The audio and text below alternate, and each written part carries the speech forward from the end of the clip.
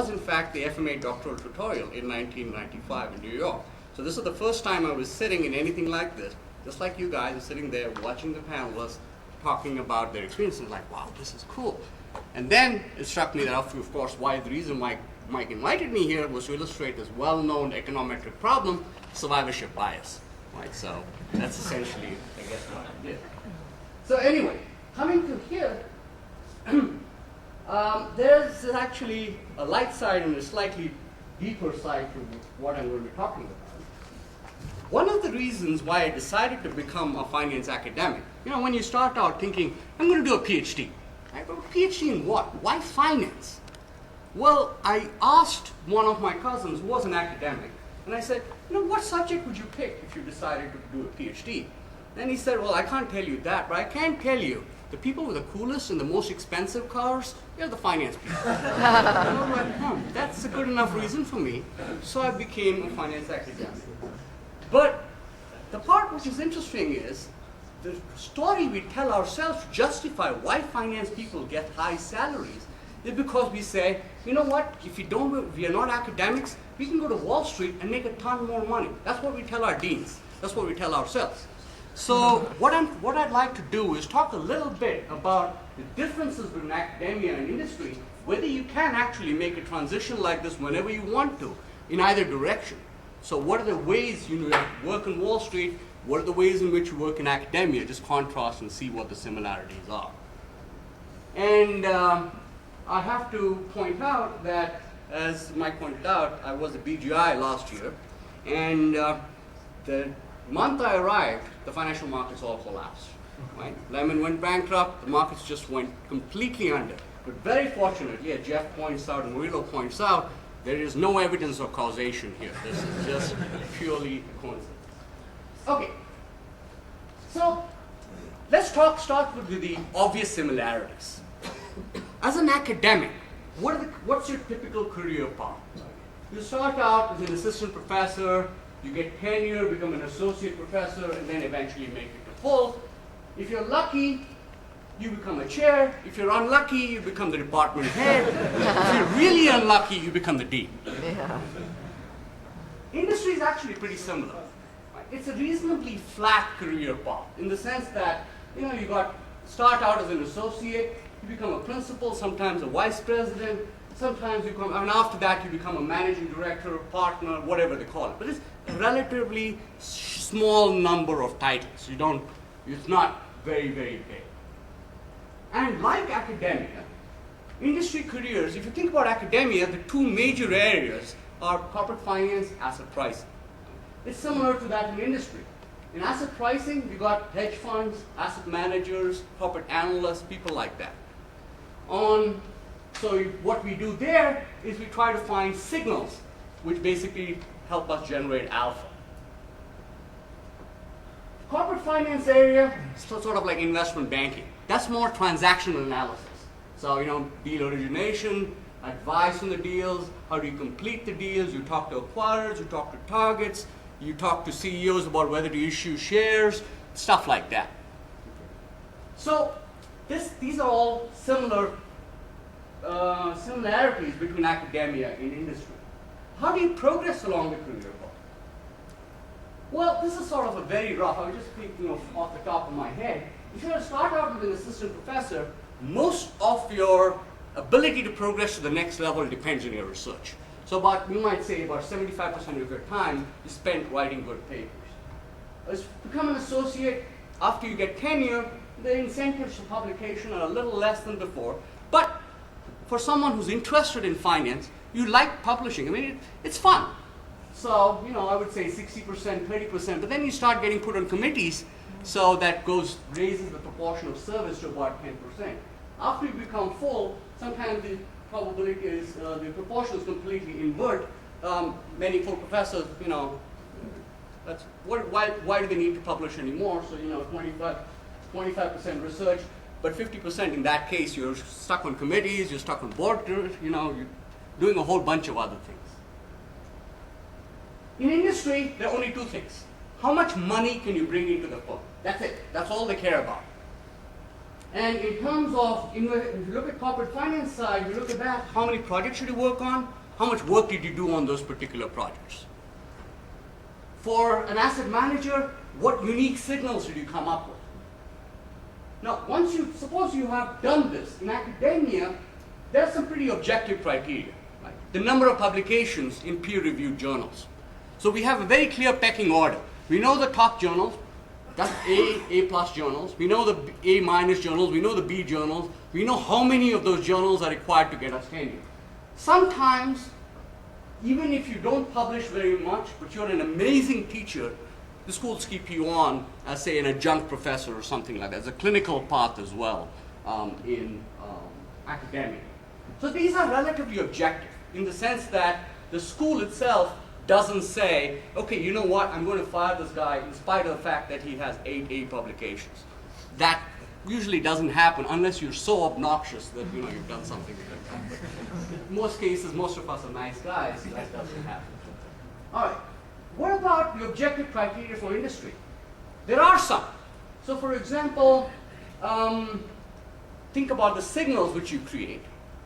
Companies usually have this elaborate system where they say, okay, let's work out how much money, dollar value, was attributed to your signal.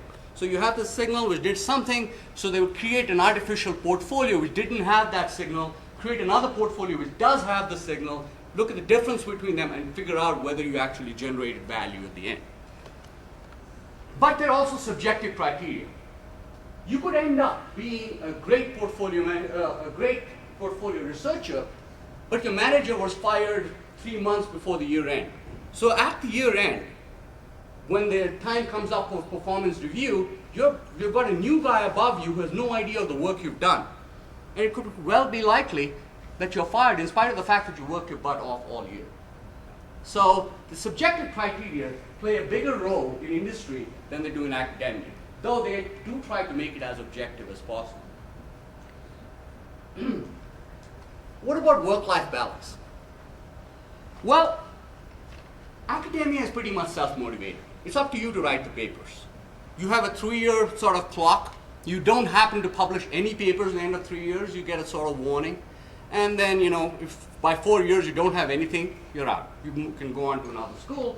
It's frustrating because you're doing it by yourself. There is literally 24/7 almost. So you can have several days when you're deciding to play golf every day, and then you have an idea strikes, and you're sitting in front of the computer 24 hours a day, and you have situations where your wife says, "Come to bed at 3 in the morning," and then you say, "No, I have this idea. I'm working. I have to finish this. You don't understand." That happens a lot, but it's a very flexible life. The choice, you choose what hours you want to work, and you choose when you want to work. Industry is much more fixed. You go to office, 9 o'clock, 8 o'clock, if you're a portfolio manager in San Francisco, markets open in New York at 9 o'clock, so you have to be in the office by 5:30 in the morning. That's fine. But you put your time in for 8 hours, 9 hours, whatever, and then that's it. You go home, you don't think about work again till you come in next day. There's nothing, nobody calls you at home and says, "Oh yeah, you got to finish this." Some cases it does happen, like coming up with a deadline or something, maybe, but usually that's it. After office hours are done, you don't even want to talk to your colleagues after that. You just go home, shut the door, and think about your family. But face time is incredibly important in industry as opposed to academia. In academia, what happens is you can go into your office in a school, shut the door, never talk to anybody for 3 years. You're publishing like crazy. Nobody cares. Right? You can be completely asocial and still succeed. You have to be a reasonably good teacher, so I'm assuming that you could fake something. In industry, you have to be in meetings all the time. What do the meetings mean? Well, you're discussing signals, so people will come up with a little research idea, you discuss that. You discuss resources. All right, we bought this data, how can we use this data? Because remember, buying some data means there's a smaller pool for buying other data which other researchers might have. You discuss allocations of those resources. Okay, we hired a new computer guy. I want that guy to work for me. I want this guy to work. You discuss that. You discuss other things. I mean, you keep discussing. So think of your day in a typical industry job. You may be spending about half your time in meetings. So, and it's very, very serious. It's very self-important. You do not say, this is complete garbage, right? Especially if that is your boss talking to you. That's good. That's a good suggestion. That's what we need to do. So there's a very nice paper you might want to read. It was in the QJE. It's called The Economics of Cost and the Rat Race and Other Woeful Tales. And that gives you an economic model for the way industry works. So well worth reading. Okay. How do you succeed? Well, academia is pretty much only one thing. You have to publish, right? And as much as you can, and as good journals as you can. Don't get hung up on one project. And this is something I find typical in when you think about our dissertation. We put 4 years of our lives into that, right? We want to get it published somewhere. That's like 4 years wasted. It's kind of like sunk costs. If you don't get it published almost immediately, don't get hung up on it. Move on to something else. Keep opening up as much as you can. Because one of the big mistakes we make is keeping on plugging, trying to get that one paper published. It means you neglect everything else. So that's a huge thing. And if you get 1A publication out of 5 projects, that's amazing. I mean, that's way above what the average in the industry is, in academia is. In industry, it's something which is kind of different. At the end of the year, remember, you have to come up with, okay, this is what I did. So you have 2 choices. You work on a high-risk type of project, high probability it won't pay off. Unless your manager is incredibly understanding, there's no dollar value to that. You're likely to be fired. So what do? You pick low-risk signals, especially starting out. What is a low-risk signal? You might know that a senior person has been working on, I don't know, accruals. Accruals is a signal. You buy companies with low accruals, short sell companies with high accruals. Fine. All right. Maybe it's not accruals. Maybe it's the cash component of accruals. Okay, maybe it's not the cash component of accrual. Maybe it's the accounts payable component of accrual. So you keep focusing on narrow little things which don't really add much value, but it is exactly consistent with our incentives, because our incentives are get as many signals as possible with maybe have low dollar alpha, but together you can say, look, I worked on 6 signals and they all produced alpha. If you work on 1 signal with alpha out of 5, your manager is going to ask you, what happened to the other 4? Did you just waste your time? What were you doing in all those meetings? So not good. And the other thing is, they want simple answers. There's no on the one hand, on the other hand. Right? Yeah. Take an example. Like Jeff earlier was talking about the coffee problem, right? The omitted variable bias. In industry, does that matter? No. Why? We assume that the underlying pattern stays the same. So if you know that coffee drinkers also smoke a lot, but they have a higher predictability of, dying upfront, take the equivalent for a portfolio strategy. We don't care about the omitted variable. All we say is if that pattern between the omitted variable and the signal stays the same, that's all we care about. So you can use coffee drinkers as a signal to predict death. Why is that bad? Well, it's bad because if the relationship changes, we have no idea. But investigating that relationship is not a priority, because at the end of the year, you have to produce dollar alpha. Investigating the signal, why the signal works, is good for our understanding, but it is not necessarily good for coming back and saying that actually generated money for the company. Now, and there's very quick implementation. As contrast to academia, 2 years, 3 years on a paper, not a big deal. That can happen. That's why publishing more than 1 paper is a great thing. In industry, it's less than 2 months. You come up with an idea, you give the idea to a research group of guys, we all vote on it, you're peer reviewed, you sometimes have another guy coming in who will be your peer, who will criticize your idea, and the entire thing from your idea to actually implementing in the model, maybe about 1-2 months maximum. So how about the thing about moving back and forth? Can you move back and forth between industry and academia? Well, it's possible, but it's not advisable, especially at a lower level. If you're in industry, can you teach? Yes. We do hire people who are working in industry as adjuncts, so especially when we have a shortage of regular faculty. So these guys come in, talk about industry experience, and that's great. But the major problem is it's very, very difficult to publish in industry. The key criterion, remember, in academia is publishing. So can you come up with cool ideas that they know in the industry that we can then use that and then just publish that in an A-level journal? Maybe, but it's not extremely optimistic. The data is incredibly messy. You learn that when you pull out the data from IBES and all that, you see how many errors there actually are, which have to be cleaned by hand before you can actually put them in a portfolio trading strategy. And the data is essentially the same. But the research budget is huge. A firm like BGI would have $100 million on research a year. Sounds like a big number. But what do they get for it? For an academic, IBES, $5,000. For BGI, $150,000. So you're getting the same data they're getting. But unfortunately, it costs industry way more than it costs academia.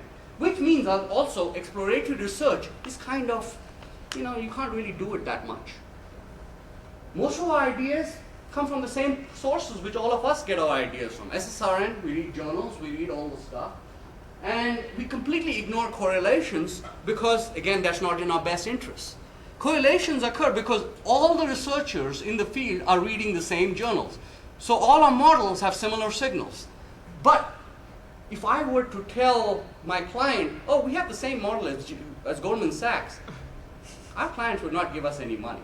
So we say we have unique ideas which nobody else has, knowing inside us that that's not really true. Everybody has pretty much the same kind of models, which leads to a lot of problems in the financial markets because of contagion. Right? We're all short selling, we're all buying on the same signals, but we have no interest in investigating that because it's not going to make money right away, and it might hurt us with our clients. Okay, so overall, what are the strengths? In academia, if you like creative thinking, if you like to think of why is this happening? What's the underlying? That's where academia really shines. What's the fundamental value for this kind of idea for the world? That's the kind of thing you would be good at. Long lead times at 3+ years, and there's low risk. Nobody really challenges you very much for 3 years, at least. The weaknesses, lower pay, right? And arbitrary exogenous decisions by referees. So, it's completely arbitrary, no relation to the quality of your paper, but it happens. Industry, on the other hand, the major strength is they're very good with implementation. And they're very good with no arbitrage conditions. So in other words, if you have a cup of milk and a spoonful of coffee selling for $1 each, you know that a cup of coffee is going to cost $2. But we can't tell you that that's actually the true price at which that the cup of coffee should be trading. We know the price relative to each other. Very short lead times, very high pay, and it's very easy to confuse luck with skill. What are the weaknesses? It's easy to confuse skill with luck. A very short lead time, so if you don't succeed fast, you're not going to succeed. And there are arbitrary exogenous changes by just managerial changes. So, suddenly your manager changes on you, you've been working on a project for 3 months, it's out of the door. Somebody else comes in and take over. So overall, both the career streams have their pluses and minuses. It's tougher than we realize to move between them and move back and forth successfully between them. So once you make a decision, I'm going to commit to academia or I'm going to commit to industry, you might pretty much like to say, that's pretty much it. Don't think that, oh yeah, if it doesn't work out, I'm going to move very easily. It isn't. It's a different lifestyle, it's a different way of thinking. And they're different objectives, so that's not really surprising.